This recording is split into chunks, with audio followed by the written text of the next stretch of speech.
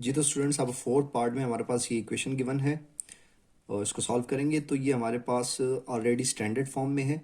तो स्टेप 1 हुआ है। स्टेप 2 में अब हम क्या करेंगे कि ये जो एक्स स्क्वेयर के साथ एल है इसको ख़त्म करेंगे। उसके लिए हमें हर टर्म से एल को डिवाइड करना है। तो divide each term by L. तो ऐसा करने से हमारे पास जो है ये आ जाएगा l x square divided by l plus m x divided by l plus n divided by l equals to zero. ये यहाँ पर कैंसिल हो रहा है। हमारे पास बच जाएगा जी x square plus m divided by l into x plus n divided by l equals to zero. अब तीसरे स्टेप में हमने इस कांस्टेंट टर्म को इक्वेशन की दूसरी तरफ लेकर जाना है। तो ये हमारे पास x square plus m divided by l into x equals to minus n divided by l. अब इसके बाद हमने क्या करना है स्टूडेंट्स के यहाँ पर x के साथ जो भी कोफिशेंट है उसको हमने 1/2 से मल्टीप्लाई करवाना है। तो x के साथ हमारे पास है जी m डिवाइडेड बाय l। इसको 1/2 से मल्टीप्लाई करवाएं तो ये हमारे पास बन जाता है जी m डिवाइडेड बाय 2l। अब इस वैल्यू का स्क्वायर हमने दोनों तरफ ऐड करना है। तो add m divided by 2l square on both side. तो हमारे पास स्टूडेंट्स ये आ जाएगा जी x square plus m divided by l x plus m divided by 2l whole square equals to ये वाली value minus n divided by l और plus m divided by 2l whole square. ये term दोनों तरफ add करवा दी।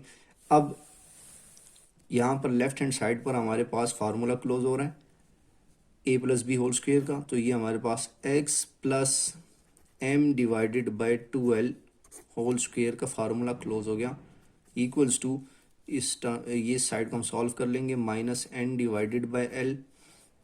इनका square लें तो m square divided by 2l square का जो 2l का जब हम स्क्वेयर लेते हैं तो ये 4l स्क्वेयर हो जाएगा जी हमारे पास। अब इस साइड को मज़ीद सॉल्व कर लें, इनका एलसीएम लें तो l और 4l स्क्वेयर का जो एलसीएम है ये हमारे पास 4l स्क्वेयर आएगा। अब यहाँ पर एक l मौजूद है तो 4 और एक l ऊपर वाले से मल्टीप्लाई हो जाएगा तो ये -4nl आ जाएगा। अब यहाँ पर 4l स्क्वेयर मौजूद है तो ऊपर जो है सिर्फ m स्क्वेयर आ जाएगा।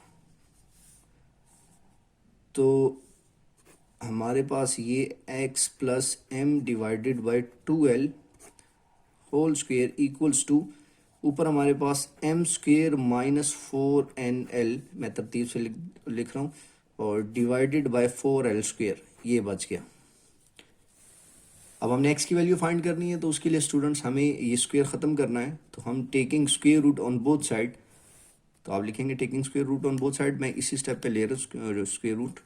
तो ये स्क्वेयर रूट हमने दोनों तरफ ले लिया, ये इससे कैंसिल हो गया। यहाँ से हमारे पास जो है x plus m divided by 2l आ गया इक्वल्स टू, अब ये जो डिवाइड में हमारे पास 4l स्क्वेयर है, 4 ये 2 का स्क्वेयर होता है तो नीचे 2 स्क्वेयर l स्क्वेयर है, ये दोनों टर्म बाहर आ जाएगी। ऊपर वाली कोई भी टर्म बाहर नहीं आएगी क्योंकि दरमियान में यहाँ पर माइनस का साइन है। तो ऊपर हमारे पास m स्क्वेयर -4nl इसी तरह स्क्वेयर रूट के अंदर, और ये टर्म 4l स्क्वेयर जब स्क्वेयर रूट से बाहर आएगी तो ये सिंपल 2l बन जाएगी और यहाँ पर हम साथ में प्लस माइनस लगाएंगे।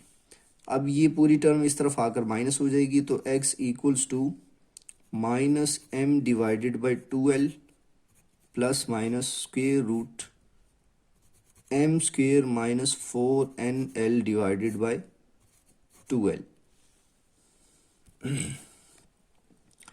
अब स्टूडेंट्स हम यहाँ पर इन दोनों का जब एलसीएम लेंगे तो इसका एलसीएम जो है ये 2l आ रहा है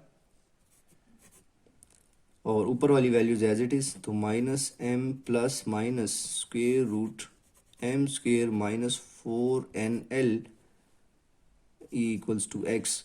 तो ये हमारे पास इस पार्ट का आंसर आ गया जी। ये मज़ीद सॉल्व नहीं हो सकता, तो ये हमारा इसका आंसर आ गया इस पार्ट का।